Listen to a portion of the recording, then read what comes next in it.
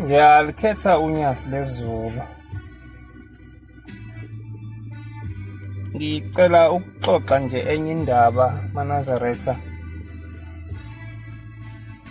ethinta uNkulunkulu wethu, eveza nobuNkulunkulu bethu, ephinde ixwayise kuthina esamaNazaretha kulesikhathi samanje, ngoba ezinye izinto sezike zinganakeki. Ngibezwe abanye mabekhuluma bethi hayi ukukholwa asikwazi, sesothemba iminikelo. Kodwa mangifunda incwadi yamaHebheru 10:26 ithi akusekho ukuthethelelwa ngezono, anoma usekho umnikelo ngokona, mhlampe wonile bese uthemba ukuthi uzokhipha umnikelo. Khona into engifuna ukuxwayisa ngazo ebezike ixoxwe izalukwazi ezindala ezithi zahamba noBhombela.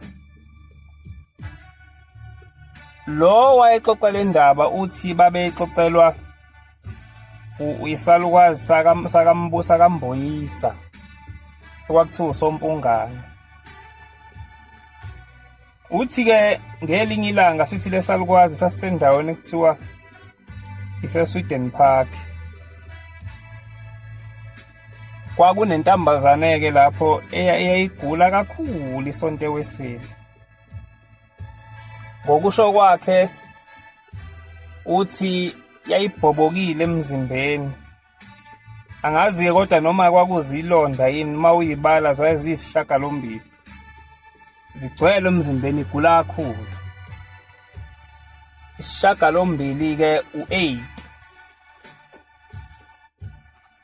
Uthi-ke lo gogo kuthi uSompungana wakambuyazi wahamba wayesekhuluma nonkosikazi omncane owegane kulomuzi la kuzalwa khona le ntombazane egula kakhulu, ukuthi ucela ukuthi bamvumela ayikhulekele egameni laShembe le ntombazane, ngoba naye uSompungana wayekade sizoshembe engabathola abantwana befa, ukuze abone uShembe ukuthi uNkulunkulu. Uthi-ke wayithandazela le ntombazane kodwa yangasindi. Hayi ngoba engekisinde, ingoba kwakufuneka uShembe azoveza ubuNkulunkulu kulomuzi bese bazuze nabo.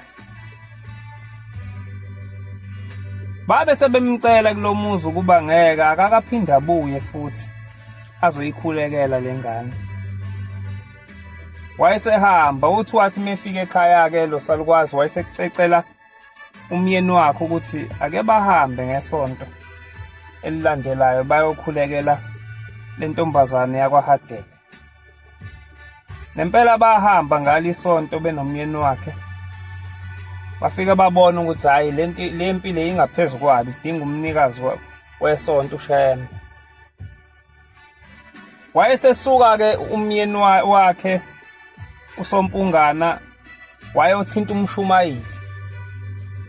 Umshumayeli wakuthiwa wasentaphuka, wambikela ukuthi kunomuntu ogula kakhulu. Umshumayeli uShanduke wasuka la phezulu naye wahamba wafika kulomuzi wayikhulekela le ntombazane. Wabona naye ukuthi le mpi ingaphezu kwamandla.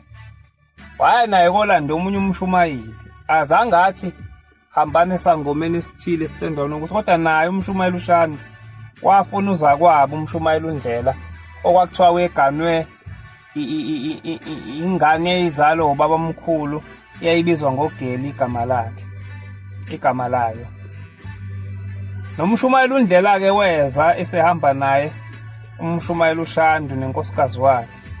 Bafika bayithandazela kabili le ntombazane. Hayi base bebona ukuthi le mpi idinga uNkulunkulu uqoba lakhe, lapho kuthiwa uShembe wayesemona. Bahamba bathumela ukuthi uShembe akabizwe. Bathi malifikizwe kuShembe wayesethi hayi sengizwile, ngizofika ngakusasa. Yabuya-ke impendulo isho njalo ukuthi uShembe uzofika ngakusasa, nempela wafika. Wayesebiza yena-ke uSompungana Mbuyazi, lo wayemsizile wathola abantwana, wathi mntanami sengiyahamba-ke manje ngiye esigulini sakho lunga khona sizohamba. Nempela-ke bahamba bobabili, bathi uma befika kulo muzi wayesebuza uBhombela ukuthi iyiphi intombazane egulayo. Base beyikhomba, waqala ukuyithandazela kusuka ngo-10 ebusuku kwaze kwashaya u-4 ekuseni, wayishiya. Base bedumala kulo muzi ukuthi hawu, lo muntu othenjiwe kwase kubuyena manje ophumayo endlini washiya isiguli. Waqhubeka wenza inkonzo ngalo, washumayeza abantu. Wabe sesuka uShembe mayesebuya lapha kade eshumayela khona kulo muzi, eshumayeza abanye, wayesebiza abazali bale ntombazane. Nawo uSompungana wayekhona, wathi bantabami ningibona ngiloko ngithandaza kusuka ngo-10 ebusuku kuze kushaye ihora lesine ekuseni.